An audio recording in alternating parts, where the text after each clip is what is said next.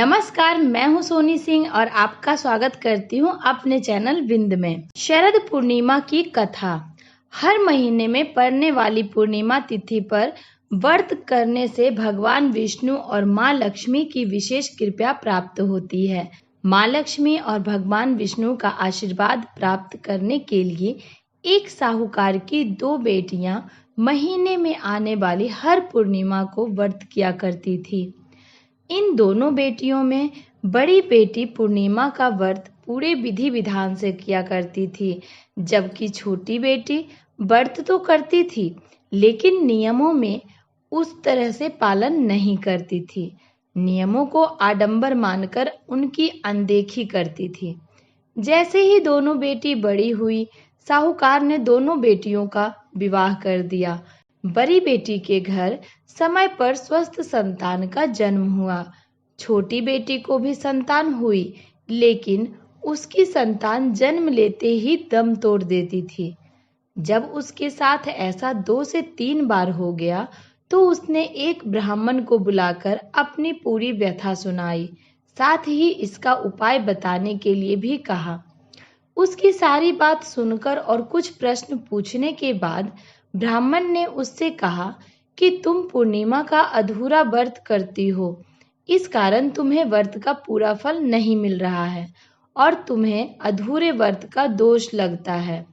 ब्राह्मण की बात सुनकर छोटी बेटी ने पूर्णिमा व्रत पूरे विधि विधान से करने का निर्णय लिया, लेकिन पूर्णिमा आने से पहले ही उसने एक बेटे को जन्म दिया। जन्म लेते ही बेटे की मृत्यु हो गई।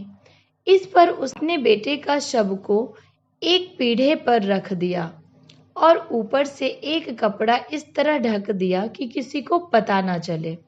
फिर उसने अपनी बड़ी बहन को बुलाया और बैठने के लिए वही पीढ़ा दे दिया। जैसे ही बड़ी बहन उस पीढ़े पर बैठने लगी, उसके लहंगे की किनारी बच्चे को छू गई और वह जीवित होकर तुरंत रोने लगा। इस पर बड़ी बहन पहले तो डर गई और फिर छोटी बहन पर क्रोधित होकर उसे डांटने लगी कि क्या तुम मुझ पर बच्चे की हत्या का दोष और कलंक लगाना चाहती हो? मेरे बैठने से यह बच्चा मर जाता तो? इस पर छोटी बहन ने उत्तर दिया, यह बच्चा मरा हुआ तो पहले से ही था दीदी। तुम्हारे तप और स्पर्श के कारण तो यह जीवित हो गया है। पूर्णिमा के दिन जो तुम व्रत और तप किया करती हो, उसके कारण तुम दिव्य तेज से परिपूर्ण और पवित्र हो गई हो। अब मैं भी तुम्हारी ही तरह व्रत और पूजन करूंगी। इसके बाद उसने पूर्णिमा व्रत विधि विधान से किया और इस व्रत के महत्व और फल का पूरे नगर में प्रचार किया। जिस प्रकार माँ लक्ष्मी और भगवान विष्णु ने साहूकार की बड़ी बेटी की कामना पूर्ण और सौभाग्य प्रदान किया, वैसे ही हम पर भी कृपया करें। अगर ये वीडियो आपको अच्छी लगी, इंफॉर्मेटिव लगी हो, तो वीडियो को लाइक करें, शेयर करें और चैनल को सब्सक्राइब करें।